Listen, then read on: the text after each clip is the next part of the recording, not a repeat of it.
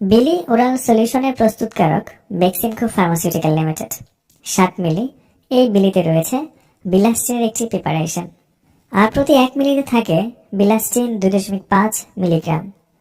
Bilastine একটি তন্দ্রামুক্ত দীর্ঘমেয়াদী histamine বিরোধী ওষুধ এবং এটি নির্দিষ্টভাবে H1 রিসেপ্টরের উপর কাজ করে থাকে, যা সিট্রিজিন ওষুধের তুলনায় 3 গুণ এবং ফেক্সিফেনাডিন ওষুধের তুলনায় 6 গুণ বেশি শক্তিশালী। আর এটি অন্যান্য ওষুধের থেকে অ্যালার্জির চিকিৎসায় অধিক মাত্রায় কার্যকর এবং নিরাপদ।